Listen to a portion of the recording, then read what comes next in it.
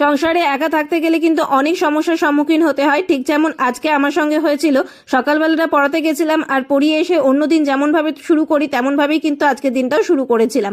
সকালবেলায় উঠে উঠে চলে এসেছি, মানে পড়িয়ে এসে চলে এসেছি ছাদে, আর ছাদে এসে প্রথমে রসুনগুলো রোদে দিলাম, আর কালকে কিছু জামা কাপড় ছিল যেগুলো আধ শুকনো ছিল সেগুলোকেও রোদে দিলাম। আর ফুল গাছে গাছে চলে এলাম, দেখো একটা ছোট্ট গাছে ছোট্ট তারা ফুল ফুটেছে, তার সঙ্গে নীলকণ্ঠ ফুটেছে। এগুলো তো আমার ভীষণই প্রিয়। আর তারা ফুলের পাশে একটা কি যেন গাছ বেরিয়েছে, মনে হচ্ছে করলা গাছ, কিন্তু এইসব দেখলে তো আর আমার চলবে না। এখনই নিচে এসে আগে রান্নার জোগাড় করতে হবে।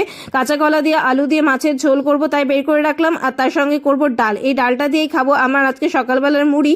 আর তার সঙ্গে কিছুটা শশা কুচিও নিয়েছিলাম। আর এরপরে রান্না বান্না সব কমপ্লিট, কাজকর্ম করছি। এর মধ্যে কিন্তু মৌসুম ফোন করে বলেছে ব্যাংকে যেতে হবে, তাড়াতাড়ি রেডি হও। তাই তাড়াহুড়ো করে সমস্ত কাজকর্ম করে আর যা কিছু ছিল সমস্ত কিছু ফেলে রেখে চলে গিয়েছিলাম ব্যাংকে। আর ব্যাংকে যাওয়া মানেই তো 2-2.5 ঘন্টার ব্যাপার।